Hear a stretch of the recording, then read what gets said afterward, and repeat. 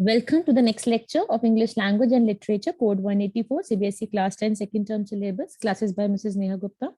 In this video, we are going to learn the chapter number 6, The Making of a Scientist, from the book Footprints Without Feet. Let us start the chapter. The Making of a Scientist has been written by Robert W. Peterson. So ये जो title है, The Making of a Scientist, ये आपको बड़ा clearly बता देता है कि इस चैप्टर में हम पढ़ने वाले हैं कि एक बच्चा या एक इंसान साइंटिस्ट कैसे बन सकता है। तो कुछ कोई भी खाना बनाते समय, कोई भी डिश बनाते समय हमें कुछ इंग्रेडिएंट्स की जरूरत होती है। ऐसे ही साइंटिस्ट बनाने के लिए हमें किन इंग्रेडिएंट्स की जरूरत है उसके बारे में हम इस चैप्टर में पढ़ने वाले हैं। तो let's start up with the introduction of the chapter. The chapter है मेकिंग ऑफ अ साइंटिस्ट। ये एक बायोग्राफिकल स्केच है और किसकी बायोग्राफी के बारे में बताया जा रहा है?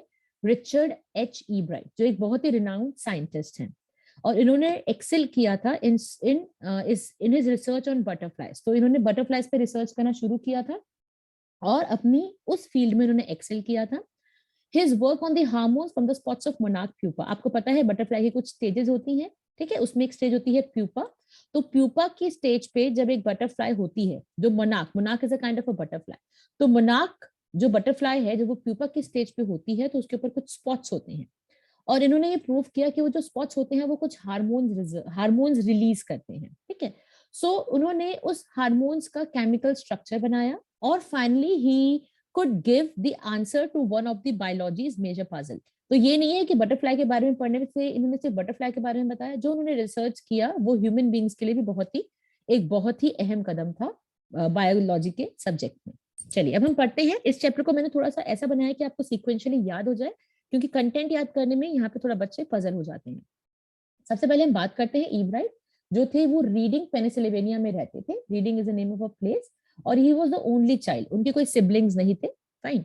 Then he did not have anything to do because he was the only child there. तो उन्होंने क्या किया? He started collecting things. And what kind of things he used to collect in his childhood? He used to collect butterflies. He used to collect rocks. He used to collect fossils and he used to collect coins. So these were the things that he used to collect from his childhood. अब जो उनकी mother थी जिनका नाम था Jacqueline के Ebright, उन्होंने भी उसके इंटरेस्ट को एनकरेज किया, ठीक है? और वो उसके लिए कभी टेलीस्कोप्स लाई थी घर पे। She used to bring microscopes, cameras, mounting material और बहुत सारे इक्विपमेंट्स भी वो लेके आती थी, ठीक है? और जो ये भी मैं ऐड कर देती हूँ कि जो ईब्राइट के फादर थे, when he was in third grade, he died because of some reasons that is unknown to us. चलो, आपके चैप्टर में नहीं है वो, ठीक है? अब जब तक वो स्कूल जाता था, जब तक स्कूल जाने लायक वो हुआ, तो ईब्राइट की जो मदर थी वो उसकी ओनली कंपेनियन थी, ठीक है? वो हमेशा उसके इंटरेस्ट को एनकरेज करती थी। जब वो सेकंड ग्रेड में आया तो उसने क्या कर लिया था? He had gathered all the 25 species found in his home town. जितनी भी 25 प्रजातियां थी बटरफ्लाई की उसके होम टाउन में, रीडिंग में, उसने वो कलेक्ट कर ली थी। आपकी बुक के पेज नंबर 33 पे आपको एक टेबल गिवन है जहां पे आपको 25 बटरफ्लाईज के नाम दिए हुए हैं जो उसने कलेक्ट कर लिया था। आप एक दो बटरफ्लाई के नाम याद कर सकते हैं जिससे आपको हेल्प मिले। तो जिससे आपको हेल्प मिले और आपको आंसर्स में आप लिखेंगे तो आपका आंसर एनरिच हो जाएगा। जैसे कि बहुत सिंपल सिंपल से भी नाम है, जैसे सिल्वरी ब्लू नाम है उसके अंदर, एक आइड ब्राउन नाम है, ब्रॉन्ज कॉपर। तो these are the names of the butterflies he had collected. अब उसने 25 की 25 जो है बटरफ्लाई, जो स्पीशीज उसके सिटी में अवेलेबल थी, उसने कलेक्ट कर लिया। अब उसके पास क्या हुआ? उसके पास कुछ नहीं था करने के लिए, तो उसकी मदर ने उसको एक बुक ला के दी, the travels of monarch X. अब travels of monarch X title से ही क्लियर होता है कि जो मोनार्क बटरफ्लाई है उसके ट्रेवल्स के बारे में, उसके माइग्रेशन के बारे में वो बुक था, ठीक है? तो which told how monarch butterfly migrate to central America and this book opened a new world for him. तो उस बुक में ये लिखा हुआ था कि जो मोनार्क बटरफ्लाईज होती हैं वो कैसे माइग्रेट करते हैं। आपको पता है ना, माइग्रेट एक टाउन से, एक शहर से दूसरे शहर पे जाने को माइग्रेशन कहते हैं। और जनरली जो ये बर्ड्स होती हैं या बटरफ्लाईज होती हैं ये माइग्रेट करती हैं, फिशेज भी करती हैं। तो बहुत सारे एनिमल्स जो होते हैं वो माइग्रेट करते हैं वार्मर रीजन में जाने के लिए, या उनको लगता है कि वो जो उनका सुटेबल टेम्परेचर है उस जगह पे जाने के लिए वो माइग्रेट करते हैं। तो यहाँ पे किसके माइग्रेशन के बारे में था? मोनार्क बटरफ्लाईज के बारे में। ये आपको बुक है, ये जो ट्रेवल्स ऑफ मोनार्क एक्स, जो उन्होंने पढ़ना शुरू किया था। इस बुक के एंड में रीडर्स को बोला गया था कि वो बटरफ्लाई के माइग्रेशंस को पढ़ने में हेल्प करे। और रीडर्स कैसे हेल्प कर सकते हैं? They were asked to tag butterfly. अब इस टैगिंग बटरफ्लाई का क्या मतलब है? अगर आप देखेंगे ध्यान से तो इस बटरफ्लाई के ऊपर ये टैग लगा हुआ है। इस टैग का मतलब है कि इसमें फॉर एग्जाम्पल इसमें डेट लिखा हुआ है कि, और जगह का नाम लिखा हुआ है कि ये जो बटरफ्लाई, आपने बटरफ्लाई को कैच किया और आपने उसके ऊपर टैग लगा दिया। टैग ये नहीं कि पेपर काट के आप उसके ऊपर लगा देंगे, it would be very heavy for the butterfly to fly then. तो ये बहुत ही एक टेक्निकल तरीके से किया जाता है, एक मतलब ये आपको सीखना पड़ेगा फ्रॉम द साइंटिस्ट कैसे इसको किया जाता है। तो उसको टैग करने का एक तरीका होता था, उस टैग पे आप माइट भी ये लिख रहे हैं कि ये प्लेस है और ये टाइम है, इस टाइम पे this time of the year this butterfly was found in this place. अगर उस टैग बटरफ्लाई को कोई पकड़ता है तो वो समझ पाएगा कि ओके दिस टाइम पे ये जो बटरफ्लाई थी वो उस जगह पे थी, अब ये बटरफ्लाई इस जगह पे है, इसका मतलब ये बटरफ्लाई जो है वो इस मौसम में यहाँ से यहाँ माइग्रेट करती है। तो रीडर्स को ये बोला गया था इस बुक के एंड में कि प्लीज टैग करें बटरफ्लाई को, हमें माइग्रेशन को पढ़ने में हेल्प करें। ठीक है, तो इसकी मदर ने लिखा इनको, यूरिकहार्ट जो एक डॉक्टर है यूरिकहार्ट, उनको लिखा कि कैसे बटरफ्लाई को टैग करना है। तो उन्होंने इनको सजेशन दिया, he told him that how it has to be done. तो फिर ई ब्राइट ने टैगिंग करना शुरू किया। और किसी को भी अगर टैग बटरफ्लाई मिलती है, फॉर एग्जाम्पल अगर ई ब्राइट जो है वो एक टैग बटरफ्लाई को कैच करता है, बड़ी सारी बटरफ्लाई को वो कैच कर रहा है, उसमें बटरफ्लाई टैग्ड है, उसके ऊपर एक टैग लगा हुआ है, तो उस टैग को रिमूव करके he had to send that to doctor Urquhart. तो उनको यूरिकहार्ट के पास भेजना था जिससे वो उस माइग्रेशन को पढ़ने में हेल्प कर सके। इवेंचुअली जब ई ब्राइट कर रहा था तो उसका जो घर का बेसमेंट था, तो वहां पे उसने बहुत सारी बटरफ्लाईज कलेक्ट करी और बहुत सारी बटरफ्लाई को टैग किया और उनको रिलीज किया। ठीक है, लेकिन धीरे धीरे उसका इंटरेस्ट इसमें खत्म हो गया। क्यों खत्म हो गया? क्योंकि एक बहुत टीडियस जॉब था, बहुत ही टाइम टेकिंग, बहुत ही हार्डवर्क वाला जॉब था और फीडबैक भी बहुत कम था। ई ब्राइट ने जितने भी टैग करी थी बटरफ्लाई, वो सिर्फ 2 बटरफ्लाई पकड़ी गई थी और that too not very far off, only 75 miles away from his home. ठीक है, अब आ गए हम आगे, यहाँ से एक इंपॉर्टेंट चीज शुरू होती है, आप इसमें नोट्स बना लीजिएगा कि जब वो 7th ग्रेड में था, he participated in county science fair. और उन्होंने क्या दिखाया था, इन्होंने फ्रॉग टिश्यूज कलेक्ट किए थे और उसको माइक्रोस्कोप के अंडर दिखाए थे, लेकिन वो जीत नहीं पाए थे। ई ब्राइट जीत नहीं पाए थे क्योंकि उन्होंने रियलाइज किया जो winners had done some real experiment. और इन्होंने क्या किया था, इन्होंने सिर्फ डिस्प्ले किया था, इन्होंने फ्रॉग टिश्यूज को दिखाए थे। तो इनको समझ आ गया कि अगर वो इसको साइंस फेयर में जीतना है, if he has to prove himself, he has to do some experiment there. तो उन्होंने क्या किया, ई ब्राइट ने, he wrote to doctor Urquhart कि उनको कुछ आइडियाज दें कि वो क्या क्या एक्सपेरिमेंट कर सकते हैं। तो उनके पास बड़े सारे आइडियाज यूरिकहार्ट ने भेजे। ठीक है, तो यूरिकहार्ट उनके शुरू से ही बहुत अच्छे मेंटोर रहे हैं। अब 7th ग्रेड में तो ही कुड नॉट विन। अब 8th ग्रेड में क्या हुआ, ये जो मोनार्क कैटरपिलर होता है, जो मोनार्क कैटरपिलर्स थे, इन्होंने फाइंड आउट किया कि मोनार्क कैटरपिलर्स को, I have already told you कि बटरफ्लाई की स्टेजेस होती है, मोनार्क होता है, फिर प्यूपा होता है, फिर एडल्ट बटरफ्लाई बनता है। तो जो मोनार्क कैटरपिलर था, monarch is a name of a kind of a butterfly, a species of butterfly, वो किसी वायरल डिजीज से मर रहे थे। और ई ब्राइट को डाउट था कि जो ये बीटल्स होते हैं, इन बीटल्स की वजह से इन मोनार्क कैटरपिलर्स को वो डिजीज हो रहा है। तो उसने क्या किया, ही कलेक्टेड मेनी मोनार्क्स कैटरपिलर और वहां पे बीटल भी छोड़ दिया इनके बीच में, तो जिससे ये प्रूव हो जाए that beetle is responsible to give this viral disease to these monarch caterpillars. Though he could not find out anything, लेकिन इसने बताया कि मैं ये एक्सपेरिमेंट कर रहा हूँ। He showed this experiment what he was doing in county science fair and this time he won the competition. अब next year in the science fair project was testing the theory that Viceroy butterfly copy monarchs. इसमें था कि जो एक viceroy एक butterfly का नाम है और मोनार्क आपको पता ही है, जो वायसराय बटरफ्लाई है वो मोनार्क को कॉपी करती है। ठीक है, मतलब वायसराय मोनार्क जैसे दिखने की कोशिश करती हैं। इन्होंने इस प्रोजेक्ट पे काम करना शुरू किया। और वो क्यों कोशिश करती है मोनार्क जैसे दिखने की? क्योंकि मोनार्क जो होती हैं वो बर्ड्स को टेस्टी नहीं लगती हैं, बल्कि बर्ड्स जो है वो वायसराय बटरफ्लाईज को खाती हैं। तो अगर वायसराय मोनार्क के जैसे दिखने की कोशिश करेगी तो बर्ड्स उनको नहीं खाएगी। ठीक है, तो viceroy taste good to birds while monarchs don't. The viceroy look like monarchs. They try to look like monarchs so that they do not become the dinner of bird. और ये जो प्रोजेक्ट था, इन्होंने दिखाया कि I have been working on this, उन्होंने अपना पूरा सेटअप दिखाया। और ये जो प्रोजेक्ट था, ये जूलॉजी डिवीजन में इनको फर्स्ट पोजीशन मिला।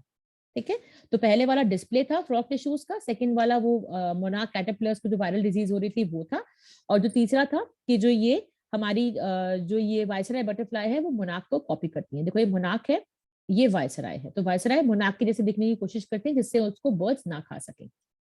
अब he has been to the high school 2nd year.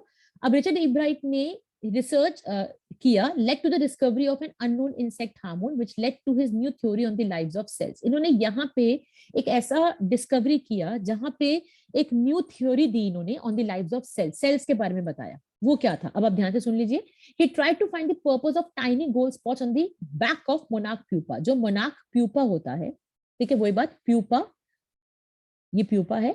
ठीक है, जो मोनार्क बटरफ्लाई का प्यूपा होता है, इसके ऊपर कुछ टाइनी स्पॉट्स होते हैं। गोल्ड कलर के, टाइनी गोल्डन स्पॉट्स होते हैं, might be there are 12 golden spots. तो लोगों को लगता था ये ऑर्नामेंटल है, ऑर्नामेंटल मतलब दिखने में सुंदर लगता है, but Ebright used to think कि ये ऑर्नामेंटल नहीं है, इनका कुछ ना कुछ पर्पस है, and they want to find out the purpose. उनको ये लगता था जो गोल्डन स्पॉट्स हैं इसके अंदर से एक हार्मोन रिलीज होता है जो एडल्ट बटरफ्लाई को बनने में हेल्प करता है। और जब उन्होंने दिखाया that he has been studying on this, क्या स्टडी कर रहे हैं कि जो मोनार्क का प्यूपा है उसके ऊपर जो गोल्डन स्पॉट्स हैं, they are releasing some hormone which is responsible for the growth of a butterfly. When he was doing this thing, when he showed this thing, this project won first place in county science fair, county science fair में उनको first position मिला। और दूसरी बात, इनको Walter read army institute of research में काम करने का मौका मिला। ठीक है, देखो बेटा, if you are a scientist, you need to have a laboratory to work in because you cannot work in your home. So when he was allowed to work in this, then he could proceed his project, proceed his discovery. उसके ऊपर काम कर रहे थे। चलिए, as a high school student, he continued his advanced experiment. उन्होंने इस experiment को continue किया, and finally he was able to identify hormone chemical structure. जो ये हार्मोन रिलीज करता था मोनार्क प्यूपा के ऊपर, जो गोल्ड स्पॉट्स थे जो वो हार्मोन रिलीज करते थे, उस हार्मोन का इन्होंने केमिकल स्ट्रक्चर बना लिया।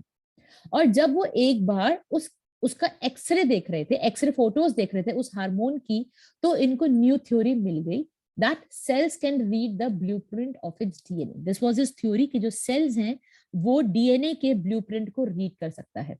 अभी उसको थोड़ा सा इलैबोरेट कर लेते हैं।